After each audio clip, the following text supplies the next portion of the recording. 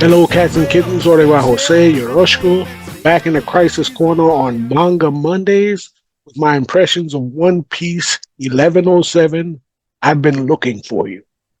And here we're getting some payoff, additional payoff from the last chapter where Bonnie is told that Luffy is the Nika that she's been looking for. Nika that she's been looking for.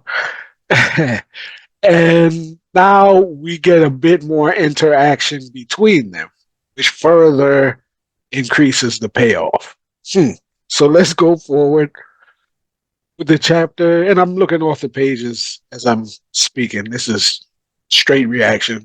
I've read it, but I'm just going through my impressions. My general impressions in the first two pages, it answers one question that I had from the last chapter. How many of the giants came to Egghead? Because initially you see Dory and Bragi, and my question was, how many people did they bring with them? So now we find out that there, by my count, has to be at a minimum, counting Dory and Bragi, 9 giants at a minimum on that ship, including Kashi and Oimo, which is, and we see that the effect that they have is that they're stomping out a buster call, which is extremely impressive. This is a big buster call too, because there were a lot of ships sent to destroy this island. So we see that the giants are powerful, very effective, which actually, well, they haven't been active in about what they said 102 years. The giants haven't been active as the giant pirates. So in that respect, they haven't been a threat in the terms of piracy. But we see that they can be a problem if they go back to piracy. So my question is, why haven't they used that big sky cannon to wipe out Elbaf? That would solve a problem. Took out other islands. Take out Elbaf. Be proactive. I don't know. That's just a question or just a thought. So the giants are invading the island. They're stomping out all of the Marines, which is interesting. Then we come to the reaction of the Straw Hats, or at least a portion of the Straw Hats crew, to watching the advancing giants. Specifically, my man Usopp, where you got Usopp, Nami, and Chopper. Usopp is losing it because Master Dory and Bragi have showed up. And I have to go back and look at Little Garden again because for the life of me, I can't remember why he's calling them Master because I can't recall them ever teaching him anything. He's a sniper, they're warriors. I know he respects them as warriors, being how he wants to be a brave warrior of the sea. I just can't remember them teaching him anything. But maybe that's just honor or something. I can't remember. It's not even a huge issue. But anyway, he's weeping and he's impressed that they've showed up. They give a little recap of the situation of how the Straw Hats know the Giants, and it's impressive that the Giants are actually here to help them. We're assuming that they're taking them back to Elbaf, but that's to be seen. We catch up with Brooke and Lilith on the Sunny, which is sliding towards the edge of the barrier, or collision with the barrier, because they can't stop the ship at this point. So they're heading for Doom. Now, the interesting thing here is that Lilith scolds Brooke for not having a plan to stop the ship briefly, and then says I'm assuming she's talking to who speaking to Nami and Chopper and them, I suppose. Anyway, and she says, listen up, this bonehead didn't have a plan to stop Soul, so she must have a plan. They're geniuses. Or the Vegapunk satellites are geniuses, so she must have a way to stop the ship. So that's cool. Now we segue to the part of the chapter which is a little, I don't want to say contentious for me, but a slight problem for me. Zoro dealing with Rob Lucci. I say and I say again, why is he struggling with Rob Lucci? I mean, yeah, Rob Lucci is strong. Back in the day, he was formidable. Fine. Apparently, he's awakened his devil because he's taken a form that we haven't seen before, I don't think. Um, I can't recall. His final form when they fought at Ennis Lobby, it looks different from, I believe it looks different than he looks now, which means he further awakened his devil fruit, which is fine. But are we just supposed to believe that he's on the level of King or Katakuri or something like that? And seeing how Zoro has ripped through King, he's run through him. I ain't saying it was easy. I'm just saying that he did it. Is this man gonna? He's got him wheezing, and putting up an effort. And Zoro's initial statement is, you really hanging in tough. Uh, can we wrap this up? Now I'm in a hurry. Now, the bombardment from the Buster call has been going on for a second. So no doubt he's heard this and he knows he got to get back to the crew. Before that, his observation should have picked up on Saint Saturn holding people down with his jutsu, whatever that was, that had people locked in, frozen in place. Or just his presence in the area, period. You should have known that an extremely dangerous person was nearby, more infinitely more dangerous than Rob Lucci, and acted accordingly. If he had a one-shot kill to take out Rob Lucci, he should have applied it and been done with it. And the rest of the time would be him trying to figure out how to get back with his poor sense of direction. So again, my question is, why is he struggling with Rob Lucci? I don't get it. That's just me. I mean, somebody explain that one too. Anyway, let's put that aside. Further, you see that the pacifista that Bonnie has control of, it seems like they're getting annihilated, or at least they're taking damage. So the Navy is taking on the Giants and the pacifista at the same time. They're losing ships. The smaller ships are being eradicated, so they tell them to pull back and let the big ships go in and deal with the pacifista, which means the big ships are going to get stomped by the Giants because I don't see them stopping the Giants at this point. So it's a losing battle for the Navy. You got to feel sorry for them a little bit. Technically, they're the good guys in all of this. So do your best. Now we get back to Saturn and his situation with Bonnie and Luffy and Sanji. This is very interesting. Um, Bonnie is crying in response to finding out that Luffy is Nika, or however you want to put that, has the abilities of Nika. And she even tells him, she said, I've been looking for you all this time. I didn't know that you were Nika. And Luffy says, what's Nika? Will somebody please sit this man down and tell him what it is he's in the possession of? That there's not the Gomu Gomu no Mi. All right.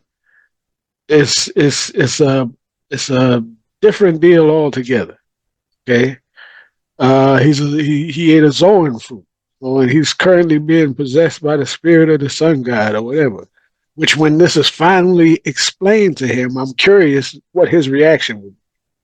Because he's the man who adores freedom over all other things, and now he's been possessed by the spirit of a sun god or whatever you want to put it. It's straying dangerously into Eddie Brock Venom territory at this point, because it's no longer a skill that he possesses. It's something that seems like that possesses him.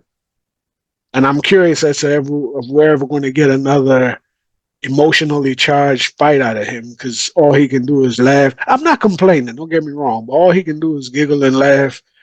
And the gravitas of some of his fights, it looks like they're gone. Even when he finds out that Vegapunk's been stabbed up by Saturn, he doesn't actually get that furious reaction like when he punched the Tenryu Beetle or whatever. He winds up on Saturn.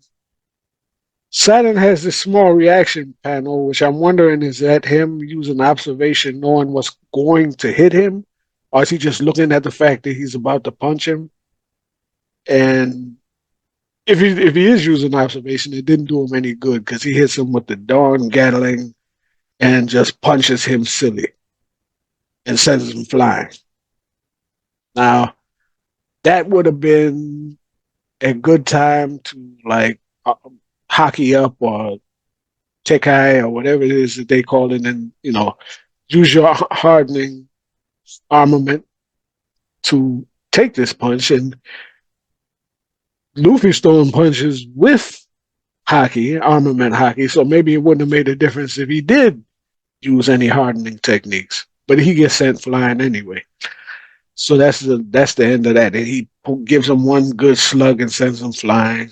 But then we find out everybody's about to take off. We got rid of Saturn. Let's get out of here. But they find out that Vegapunk's been mortally wounded, which is their flag's been flying over Vegapunk for a minute, so that's not shocking at all. But Kizaru, who's in an interesting spot, to say the least, uh, he takes a shot at Vegapunk, or he intends to take a shot. He says, "You'll die. You'll die whether you move or not. Accept your fate." And then he, with eyes closed, signifying again, this man is torn. He's doing his duty, but his heart's not in it.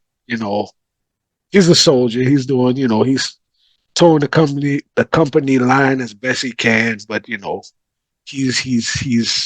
compromised. But then my man Sanji gets a little moment where he comes and blocks Kizaru's attack with his legs, which I guess he just hockeyed up and blocked it. We're not even explaining that because he explains that love is stronger than light. Because Frank is all, he's weirded out. He's like, "Are you kidding me? That was a laser beam." He said, Sanji's response is, "Love is stronger than light," which, come on, he hockeyed up, blocked it. So that's, I wanted to see Sanji get a 1v1, maybe, even if he's going to lose, but a 1v1 with Kizaru, similar to his brief 1v1 with Doflamingo, to just at least give him the experience of fighting against an admiral. I mean, Zoro, he got he got into it a little bit with Fujitora. So I was hoping that Sanji would get into it with Kizaru, setting up a rematch down the line when he further powers up further down the line, which the line's getting kind of short because we're coming to the end of the series. Because, I mean, him and Kizaru and Vegapunk are friends. And I can see him staying with him till his dying breath. And that would be actually kind of cool. But that's just me. And then we end up with the infamous Blackbeard Pirates and their shenanigans. Van Auger and Katarina Devon come out of nowhere. And it looks like she touches Saturn, which means I guess she can replicate his appearance. I don't know if she can replicate people's powers, but she can replicate their appearance. I think it's the appearance. I think that's what her fruit gives her. Let me see. Dog, fruit, mythical type, nine-tailed fox. I think it's simply the appearance.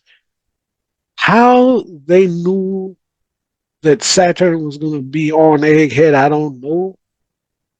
If that was solely the reason for them being there, although, now let me back up. Van Auger can warp. He can teleport likely over vast distances. So when they read the paper, and maybe the paper said, would Saturn being at Egghead be in the paper? That's a question, because he kind of came there undercover. Anyway, they came there. She says mission is complete because she touched him, and they take off before Saturn can, you know, do anything to them. And at the very end, Caribou wants to get on board, get in with the Blackbeard Pirates and meet Blackbeard. So to break this down, there's a few things I take off of this. One, uh, how does Saturn's paralysis jutsu work? Because he doesn't use it anymore after he used it initially. And if he wanted to paralyze these guys and kill them, he didn't do it. He took a swing at them. So maybe he can only use it once. I just think I'm just kind of weirded out as to what are the parameters under which that ability works, or what other abilities does he have? Period. He can transform into a spider-looking guy. He can heal from massive injuries, and he can hold people down with his Ryatsu or whatever you want to call it. And we haven't seen we haven't seen what all he can do offensively. No, we haven't seen, and there's four more like him waiting back at the house. So when are we going to get to see this guy unleash for real, and who's he going to unleash that on? Uh, Probably we'll get to see Luffy, Shanks, or somebody of that ilk fight against him or one of his companions. Because until now, Luffy, Shanks, Blackbeard, somebody on that level, until now, we would think that those are the only people who could deal or hang with him. Maybe somebody like Mihawk. There's not that many people I would think would be capable of killing him or fighting him if he goes all out, which we don't even know what all out means for him. So there's that. And then Caribou joining the Blackbeard Pirates has ramifications in the fact that he can tell Blackbeard that Shirahoshi is residing and that he'd kidnap her in a heartbeat. Uh, and that would just really mess things up. Yeah. Yeah, I don't even know where they're going with that. But it's a good chapter. Uh, Things that continue to escalate, although Egghead is rolling to a conclusion. So I don't think anything aside from the actual escape, the logistics of how they're going to get off of the island. I don't foresee any Titanic battles going forward. I think they're going to talk it down with Kizaru, uh, and the Giants will get them off of the island, and the rest is just clean up between Bonnie and Kuma. And does Bonnie join the Straw Hats? That's my guess. But to be continued. Great chapter. Let me know what you think. And until next time, stay loose.